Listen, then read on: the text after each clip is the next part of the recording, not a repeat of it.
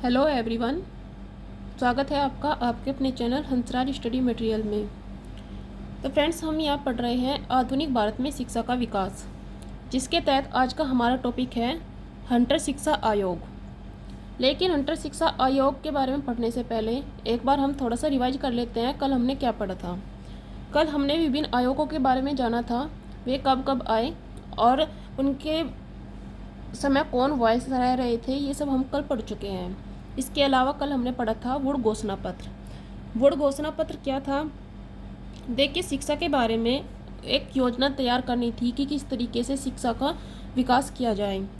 इसके संबंध में 1854 में चार्ल्स वुड, जो कि बोर्ड ऑफ कंट्रोल के हेड थे, इनकी अध्यक्षता में एक कमेटी गठित की गई थी और उस कमेटी ने कुछ सुझाव भी दिए थे। वे सुझाव क्या क्या थे? जैसे कि पाश्चात्य शिक्षा का प्रचार प्रसार करना इनका प्रमुख उद्देश्य था। उस शिक्षा का माध्यम अंग्रेजी भाषा को इन्होंने माना, लेकिन इसके साथ ही देसी भाषा को भी इन्होंने प्रोत्साहित किया। 5 प्रांतों में लोक शिक्षा विभाग का गठन करने के लिए इन्होंने कहा। 3 प्रेसिडेंसियों के तहत एक एक विश्वविद्यालय की स्थापना की जाए। अध्यापक प्रशिक्षण संस्थाएं खोली जाए। महिला शिक्षाओं को प्रोत्साहित किया जाए। निजी प्रयासों को प्रोत्साहित किया जाए। तो ये जो सभी सिफारिशें वुड घोषणा पत्र में दी गई थी, इन सभी को लागू कर दिया गया था, जिसके तहत 1955 में लोक शिक्षा विभाग का गठन हो चुका था और 1957 में 3 प्रेसिडेंसियों में एक एक विश्वविद्यालय स्थापित हो चुके थे। और अगर हम निजी प्रयासों की बात करें तो उसके तहत बाल गंगाधर तिलक और अगरकर ने दक्कन एजुकेशन सोसाइटी की भी स्थापना की थी। अब ये तो बात थी 1854 में जो वुड घोषणा पत्र आया था, वुड डिस्पैच की। अब जब ये सिफारिशें लागू हो गई तो इसके बाद ये देखना था कि शिक्षा के विकास में शिक्षा का कितना विकास हुआ है। 1854 में वुड डिस्पैच आने के बाद शिक्षा का विकास कितना हुआ है और प्राथमिक माध्यमिक इन सभी शिक्षाओं से संबंधित विकास के बारे में जानना था। देखिए क्या हुआ, 1870 में जो शिक्षा थी वो प्रांतों को हस्तांतरित कर दी गई। अब प्रांतों को हस्तांतरित कर तो दी, लेकिन इनके पास जो साधन थे वो सीमित थे। तो सीमित साधन होने के कारण प्रांतों ने शिक्षा पर व्यय नहीं किया। इससे क्या हुआ, इससे प्राथमिक और माध्यमिक दोनों ही शिक्षाओं की हालत खराब होती चली गई। अब प्राथमिक शिक्षा का क्या, प्राथमिक शिक्षा में सुधार कैसे किया जाए, इसके संबंध में हंटर शिक्षा आयोग का मेन संबंध किससे था? प्राथमिक शिक्षा से संबंधित था। अगर पूछा जाए हंटर शिक्षा आयोग किस स्तर की शिक्षा के लिए गठित किया गया था, तो वो था प्राथमिक शिक्षा के लिए। तो प्राथमिक शिक्षा में क्या क्या सुधार किए जा सकते हैं ताकि हम इसके स्तर को सुधार सकें, और वुड डिस्पैच के बाद सिफारिशें लागू होने के बाद कितना विकास शिक्षा के क्षेत्र में हुआ है, इसके लिए हंटर शिक्षा आयोग का गठन किया गया था। कब किया गया था? 1882 में। और किसकी अध्यक्षता में? इसके अध्यक्ष का नाम था William Wilson Hunter. William Wilson Hunter, जिन्हें W हंटर भी बोला जाता है। और इस समय वायसराय कौन थे? इस समय वायसराय थे लॉर्ड रिपन। देखिए, हंटर का नाम आप दो बार पढ़ेंगे। एक बार हंटर शिक्षा आयोग और एक बार बनती है हंटर समिति। हंटर शिक्षा आयोग तो इस प्राथमिक शिक्षा से संबंधित था, और जो हंटर समिति बनी थी वो बनी थी जो 1919 में जलियांवाला बाग हत्याकांड हुआ था, उसकी जांच के लिए हंटर समिति का गठन किया गया था। तो चलिए, हम तो यहाँ पढ़ रहे हैं हंटर शिक्षा आयोग।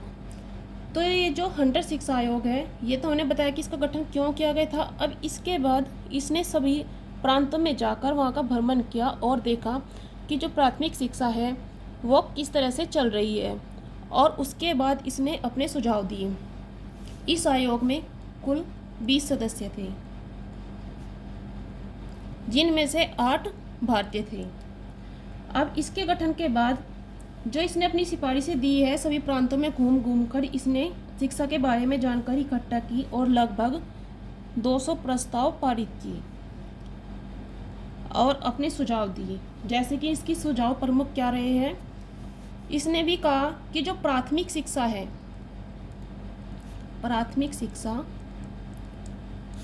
स्थानीय भाषा में ही दी जाए। स्थानीय या उनकी जो भी वहाँ की मातृभाषा है उसी में प्राथमिक शिक्षा प्रदान करनी चाहिए। इसका गठन तो किया गया था केवल प्राथमिक शिक्षा के लिए, लेकिन इसने माध्यमिक शिक्षा के संबंध में भी अपने सुझाव दिए थे। अब इसने कहा है कि जो माध्यमिक शिक्षा है, माध्यमिक शिक्षा को दो भागों में बांट दिया जाए। दो भाग कौन कौन से? एक भाग था इसका साहित्यिक शिक्षा और दूसरा भाग है जिसमें व्यावसायिक या व्यापारिक। तो माध्यमिक शिक्षा जो है वो दो भागों में बांट कर दी जाए। एक साहित्यिक शिक्षा का भाग होना चाहिए और एक व्यावसायिक शिक्षा का। साहित्यिक शिक्षा केवल उन छात्रों को दी जाए जो छात्र विश्वविद्यालय की शिक्षा प्राप्त करना चाहते हैं, उच्च शिक्षा प्राप्त करना चाहते हैं। और व्यावसायिक शिक्षा जो आगे की पढ़ाई नहीं करना चाहते उन्हें व्यावसायिक शिक्षा प्रदान की जाए ताकि वे अपने रोजगार में लग सकें। इसके अलावा इन्होंने कहा कि जो प्राथमिक शिक्षा है उसका संचालन, प्राथमिक शिक्षा का संचालन कौन करे? सरकार को वहन करना चाहिए। सरकार को ही प्राथमिक शिक्षा के संचालन की जिम्मेदारी लेनी चाहिए। व्यक्तिगत प्रयासों को भी प्रोत्साहित करना चाहिए। व्यक्तिगत प्रयासों को प्रोत्साहित किया जाए और इसके लिए अनुदान दिए जाए। महिला शिक्षा को प्रोत्साहन दिया जाए। और इसने हंटर आयोग ने इस बात पर खेद प्रकट किया कि जो प्रेसिडेंसी क्षेत्र है उनके अलावा महिला शिक्षा की व्यवस्था नहीं थी। केवल प्रेसिडेंसी क्षेत्रों में ही महिला शिक्षा की व्यवस्था थी और इसके अलावा अगर कहीं नहीं है तो इस बात पर उन्होंने खेद प्रकट किया था। और जो प्राथमिक शिक्षा का नियंत्रण है, प्राथमिक शिक्षा का नियंत्रण किसके हाथों में दिया जाए? वो दिया जाए जो नए संस्थापित नगर हैं और जिला बोर्ड। नव संस्थापित नगर और जिला बोर्ड, इनको प्राथमिक शिक्षा का नियंत्रण देना चाहिए। तो ये थी हंटर शिक्षा आयोग की प्रमुख सिफारिशें जिन्हें मान लिया गया था। और इसके बाद आगे के आने वाले 20 वर्षों में शिक्षा के क्षेत्र में काफ़ी वृद्धि भी हुई है। और इसी के तहत जो पंजाब विश्वविद्यालय बना वो 1882 में और इलाहाबाद में 1887 में बना था। पंजाब विश्वविद्यालय की 1882 में स्थापना हुई और इलाहाबाद विश्वविद्यालय की स्थापना 1887 में हुई थी। इसके बाद आता है कि हंटर शिक्षा आयोग ने अपनी सिफारिशें दे दी। अब जब लॉर्ड कर्जन आते हैं भारत में, लॉर्ड कर्जन भारत में वायसराय बनकर आते हैं, तो उन्होंने जो मैकाले की नीति थी, मैकाले ने क्या कहा था कि शिक्षा का माध्यम अंग्रेजी भाषा होना चाहिए। लेकिन लॉर्ड कर्जन इसके विपरीत थे।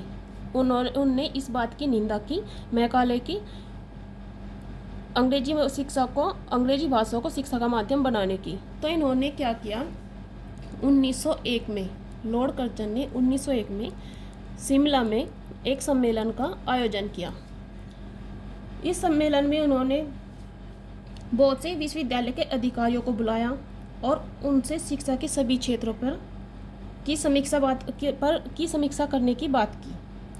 और शिक्षा से संबंधित 150 प्रस्ताव यहाँ पर पारित किए गए थे शिमला के सम्मेलन में, जो कि शिक्षा से संबंधित था शिमला सम्मेलन में। इसके बाद यहाँ सम्मेलन हो चुका तो 1902 में इन्होंने सर टॉमस रैले की अध्यक्षता में रैले आयोग का गठन किया गया। रैले आयोग, इसे रैले आयोग भी बोलते हैं या फिर आप कह लीजिए विश्वविद्यालय आयोग।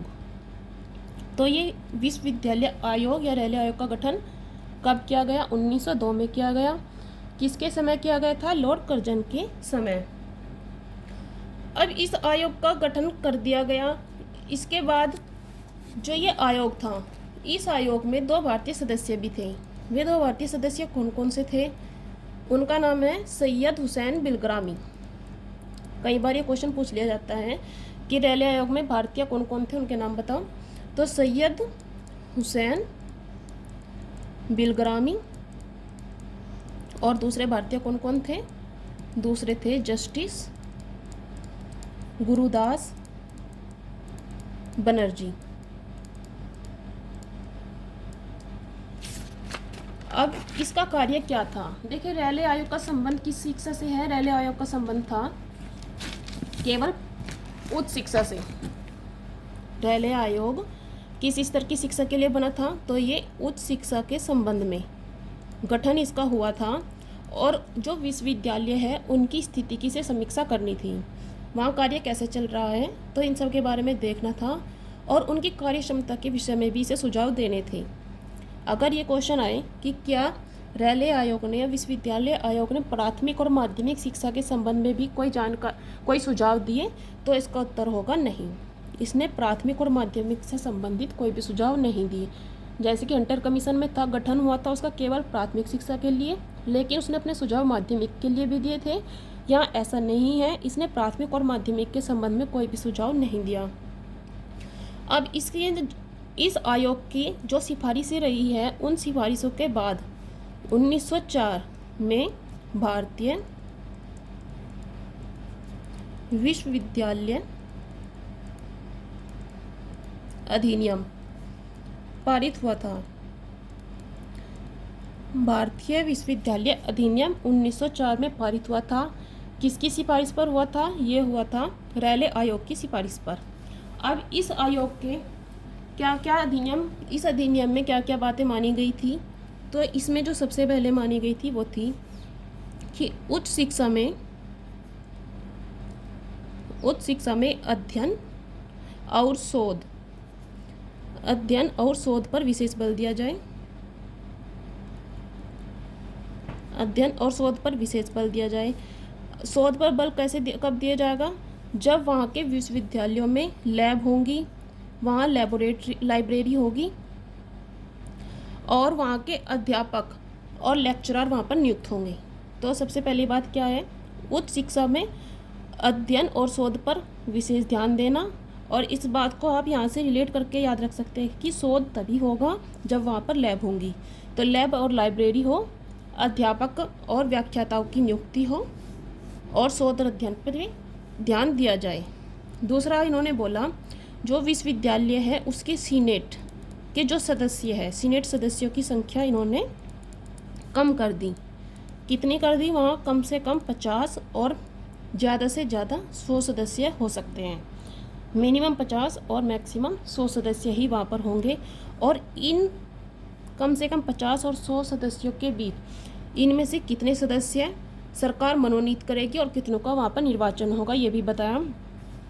इन सदस्यों में से 20 जो 3 प्रेसिडेंसी है, कलकत्ता, बम्बई और मद्रास, इनके विश्वविद्यालयों में तो 20 का निर्वाचित होकर आएंगे। और जो इनसे अलग इन तीनों प्रेसिडेंसी से अलग विश्वविद्यालय हैं, उनमें 15 सदस्य निर्वाचित होकर आएंगे, और बाकी के जो सदस्य रहेंगे उन्हें सरकार मनोनीत करेगी। इसके अलावा इन्होंने सदस्यों का जो कार्यकाल है वह भी निर्धारित किया। सदस्यों का कार्यकाल कितना निर्धारित किया? वो किया 6 वर्ष।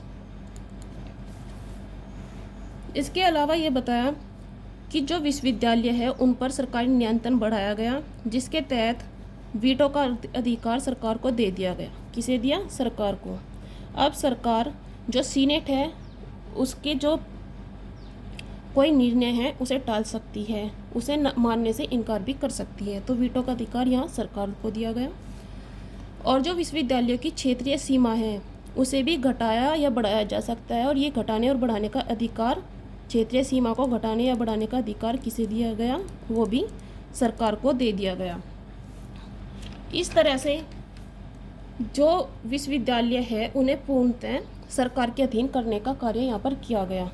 तो ये तो थी उस भारतीय विश्वविद्यालय अधिनियम की प्रमुख सिफारिशें। लेकिन इन सिफारिशों से क्या मालूम होता है? इनका प्रमुख कारण क्या था? देखिए, कर्जन जो है वो चाहते थे कि जो विश्वविद्यालय है इन्हें सरकार के नियंत्रण में लाया जाए। क्यों? क्योंकि उस समय राष्ट्रीय आंदोलन हो रहे थे, और यहाँ के जो छात्र हैं वो राष्ट्रीय आंदोलनों में भाग ले रहे थे। तो कर्जन का प्रमुख उद्देश्य था विश्वविद्यालय की जो शिक्षा है उसे अपने अधीन कर लिया जाए। इसके अलावा अगर हम कर्जन के बारे में देखें तो कर्जन ने और क्या क्या सुझाव दिए? कर्जन जो है वो उच्च शिक्षा के बजाय प्राथमिक शिक्षा को महत्व देता था। इसके अलावा जो शहर में शिक्षा दी जाती थी शहरी शिक्षा के बजाय ग्रामीण शिक्षा को महत्व देता था। जो इनकी व्यावसायिक शिक्षा है, व्यावसायिक शिक्षा के स्थान पर ग्रामीण शिक्षा को बढ़ावा दिया था। तो कर्जन ने ये अच्छे पॉइंट्स हैं जो कर्जन के बारे में कहे जा सकते हैं कि इन्होंने उच्च शिक्षा के बजाय बोला कि प्राथमिक शिक्षा पर विशेष ध्यान दिया जाए। प्राथमिक शिक्षा अच्छी होगी तो उच्च शिक्षा अपने आप अच्छी हो जाएगी। शहरी शिक्षा के बजाय ग्रामीण शिक्षा पर बल दिया, व्यावसायिक शिक्षा के बजाय ग्रामीण शिक्षा पर बल दिया। लेकिन जो ये अधिनियम आया था, इसकी जो भारतीय थे उन्होंने इसकी कटु आलोचना की थी। इसके अलावा जो उच्च शिक्षा और विश्वविद्यालय है, इनके उत्थान के लिए कर्जन ने 5 लाख पर ईयर के हिसाब से खर्च करने की भी बात कही थी कि इनमें सुधार किया जाए और सुधार के लिए 5 लाख रुपए पर ईयर दिए जाएंगे। तो ये थे भारतीय विश्वविद्यालय अधिनियम और हंटर कमीशन जो आज हमने यहाँ पर पढ़े। इससे आगे हम पढ़ेंगे 1913 का सरकारी प्रस्ताव, सैडलर कमीशन और आगे जो भी बचे हुए हैं उन्हें हम इसकी नेक्स्ट वीडियो में पढ़ने वाले हैं। तो फ्रेंड्स, आपको हमारा सेशन कैसा लगा हमें कमेंट करके ज़रूर बताइएगा। Thank you.